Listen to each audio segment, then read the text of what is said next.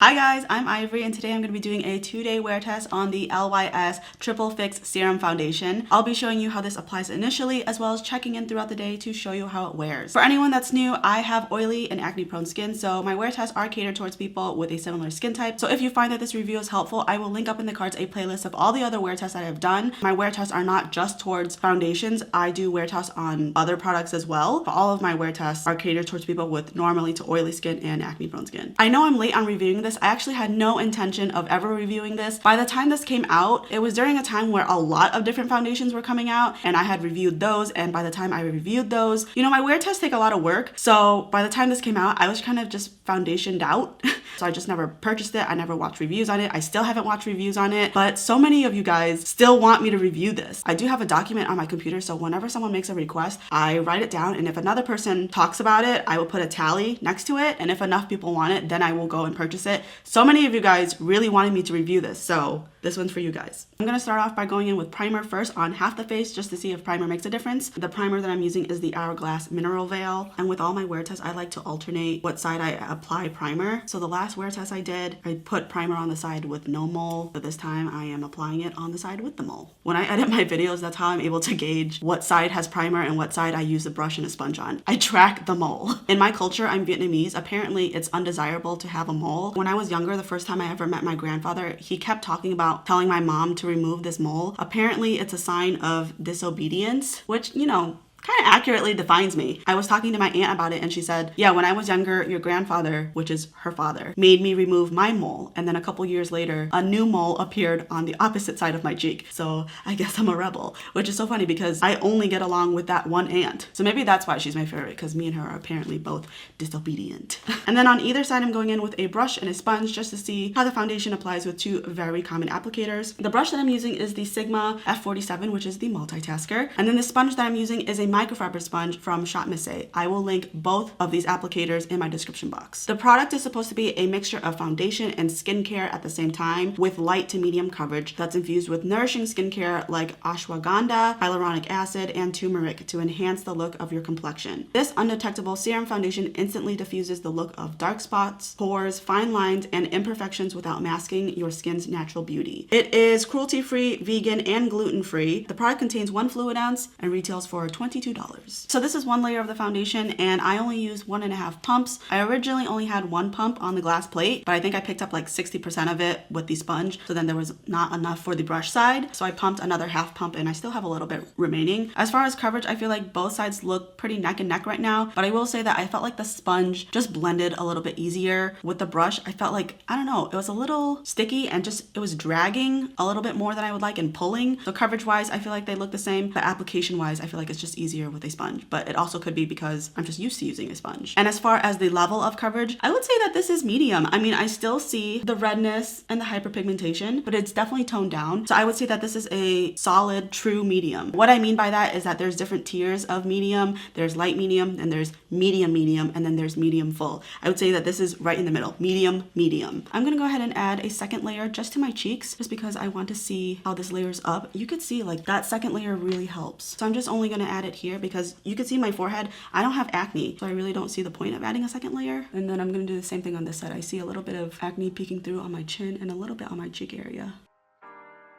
So this is the second-ish layer. It really helped. I would say that this is a medium full now, and all I did was use the remaining product that was on my glass plate. So to get this coverage, you only need about 1.5 pumps, which is awesome. Before I forget, the shade I'm using is TG5. I always list what shade I'm using in my description box below in case you use me as a shade reference, and I feel like this is a really good match on me. This is what the makeup looks like up close. Usually around this area where my acne is on my chin, it clings onto it weird, and that's not happening here. It's covering it just as nicely here as it is on the rest of my face. It's laying all right. Of course, this is just the beginning, but so far on set, I'm not seeing any issues with the foundation. I'm gonna fast forward doing the rest of my makeup. All of the products that I use will be listed in my description box below.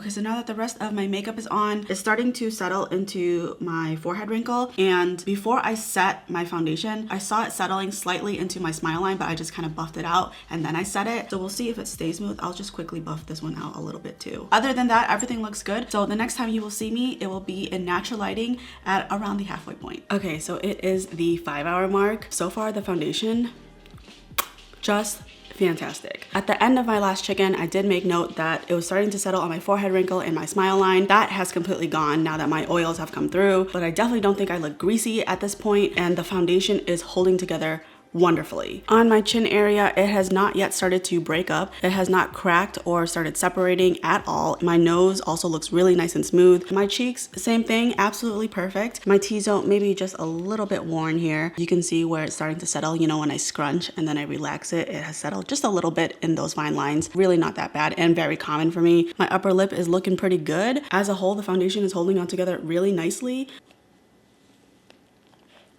Hi. You want to say hello?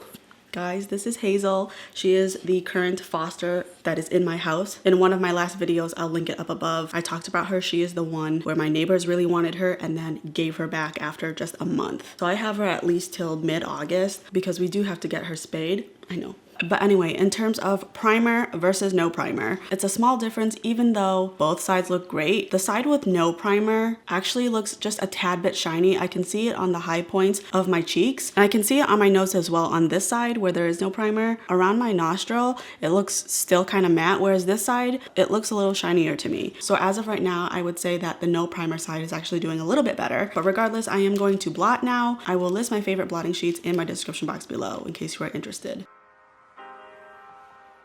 So I went ahead and blotted, and I seem to have lost a little bit of coverage throughout my entire face. I can see on my chin some of my skin is exposed, and same here on my nose. I can see right here parts of my skin peeking through. Thankfully, the blotting sheets didn't lift off too much of my foundation to make this super noticeable. So I would say that it does all right with touch-ups. You might lose a little bit of coverage, but it's not very noticeable. But this is what the foundation is looking like at the 5-hour mark in natural lighting. All right, it is 10 hours later. Since the halfway point, some of my oils did come back, but I think this looks really good. I don't think it looks greasy at all. It just looks healthy to me, like a natural satin finish. As far as primer versus no primer, it's a really hard call for me. A part of me thinks that having no primer still looks better, but I'm not confident about that answer at all. So at least regarding the primer that I use, I feel like this foundation wore better without that primer underneath it. I did actually buy the LYS primer as well, so maybe tomorrow I'll do half my face again this side, but I will try their primer to see if that makes a difference. Either way, I'm really happy with both sides. I can see the foundation is just starting to break up on my chin. I see those vertical lines where it's starting to crack, and same thing on the sides of my upper lip. I see a little bit of the cracking, but given that this is the 10-hour mark, I would say that this held together really well. The T-zone looks more or less the same as it did at the 5-hour mark. I did see a little bit of wear and tear there, but it does not look like it got any worse since then. My nose, albeit a little bit shiny, but held together really well. I know I lost a little bit of coverage right here when I blotted at the 5-hour mark. I still see a little bit of that coverage has lost, but since my oils have come through, kind of just shifted the foundation a little bit, so it isn't as noticeable as it did when I initially finished blotting. I see the faintest settling in my forehead wrinkle. I mean, this is really easy to buff out, but I mean, that's really nothing. And it never really settled into my smile line after I buffed it out and then set it. And the thing about foundations for me is, you know, I've been doing this for a while now, and I've gone through a lot of different foundations. The reason why I started doing 2 days is because sometimes the first day I'm wishy-washy at the end about how I feel, so I need that extra day to try something new because maybe there was a user error on the first day, or sometimes I just want another day to form my thoughts to see if the same thing on day 1 happens on day 2 as well. But in my experience, if the foundation wears very well for me on day 1, it will always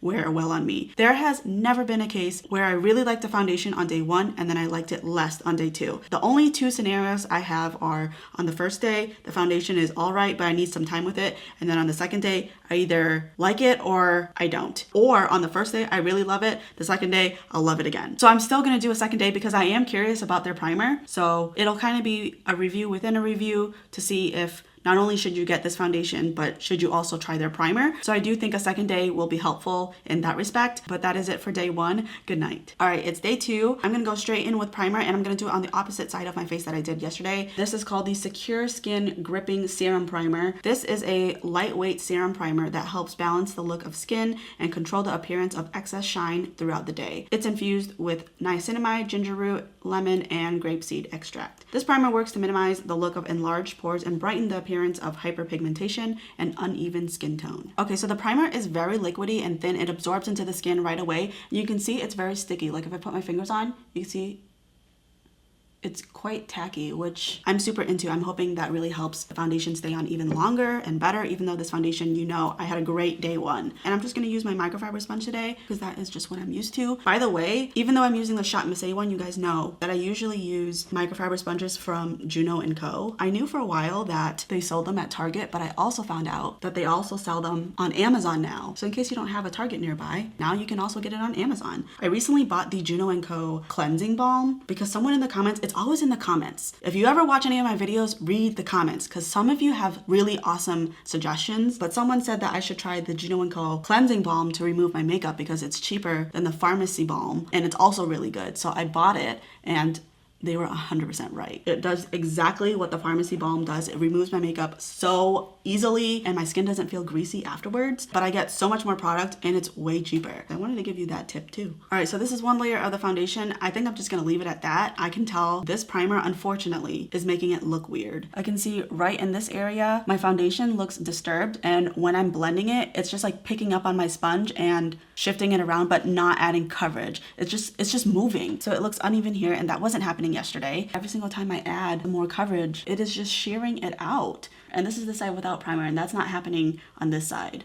What the fuck do I do? I just added the tiniest dot, and I'm gonna add that to my sponge and see if I can just layer this up. Oh my god, it's worse, it's worse. Okay, that was the worst decision ever. This entire cheek looks splotchy. So just on initial application, I already don't like this. It just made the foundation pick up so weird. So at this point, I really don't care if it does make my makeup last longer because the initial application of this, I am not satisfied with. So I'm just gonna say it, skip the primer. I'm gonna go ahead and still put the rest of my makeup on. All of the products that I use, with the exception of my eyeshadow, is the same that I used on day 1. All right, I have to stop and just show you right here. The primer side is also messing up my concealer.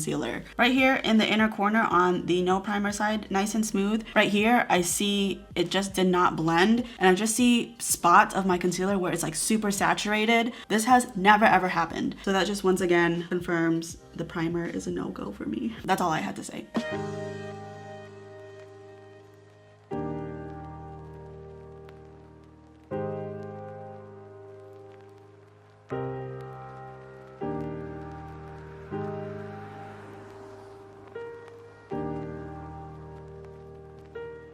All right, so the makeup is on. I tried to salvage the primer side as much as I could. I can still see issues even from afar. Right here in my under eye, I tried to do my best. It is what it is. I'm not gonna harp on it too much. I've already said my issues and I told you I don't like the product. We're moving on from that. This side though is looking great, but that is it for this check-in. I will see you in a couple hours. Okay, it is 8 hours later and I'm gonna wrap it up here. I do not need any more time to figure this out. This foundation is a win, so thank you guys for repeatedly asking and requesting me to review this because I held off on it for so long. I wish I tried it sooner because it's wonderful. As far as an update on the primer side, I still don't like it. It's very obvious on the nose. It is splotchy. My cheeks, same situation. I do not like their primer. It did not work for me, especially in conjunction with their own foundation. The non-primer side, also today, I didn't blot at all. This is what it looks like untouched after 8 hours of wear, and it still looks great. I can see on my chin and a little bit on the upper lip area, there's just some slight cracking, very faint though. The cheeks, a little bit shiny, but overall completely intact and looking pretty good. The nose is still nicely together, and just like in day 1, it hasn't really settled too much into my fine lines and wrinkles. I'm showing you only this side because the primer side, it's a bust, but this side wore pretty much exactly the same as it did yesterday. So let's talk about the pros and the cons. The pros are that it is oily skin friendly and acne skin friendly. Over in this region where I have acne and it's a little bit drier, sometimes foundation will cling on weird, and I noticed the difference between this area and the rest of my face, but that never happened. It looked great throughout. In terms of oiliness, I still still think this looks fine. It stayed together really well. There was just some minor wear and tear around my chin area and a little bit in my T-zone. Other than that, I'd say it wore really well on me. The description says that this is a light to medium foundation. I would say it's a medium to medium full. I would say I got a pretty decent amount of coverage with this. As far as the cons, I've tried 2 different primers at this point. One was their own, and then one was one that I have used many a times, including on my wedding day. And each time that I've used primer, I've always preferred the side without primer. Of course, I only tried 2, so maybe the primer that you use will work well with this one. But for me, the way it worked best was if I just applied the foundation directly on top of moisturized skin. I definitely want to play around with this even more, maybe trying powder underneath because I wasn't able to do that on camera. And I have a bunch of different primers as well, so I can definitely experiment with more. I don't know if the fact that I didn't like it under primer is a con, but I don't think it's a pro, so I'm just gonna put it in the con category. And then the second thing is that it does okay with blotting. In my instance, some of it did lift off on the blotting sheet, so there was a little bit of missing foundation throughout my face, so you will lose a little bit of coverage. It wasn't super noticeable, definitely not a deal breaker for me, especially since I think I can get away with not blotting at all, which is even better because ideally, a lot of my favorite foundations, I don't have to touch up at all throughout my entire day. So seeing that this is over 8 hours, it's 8.5 right now, I most likely can go the full 10 hours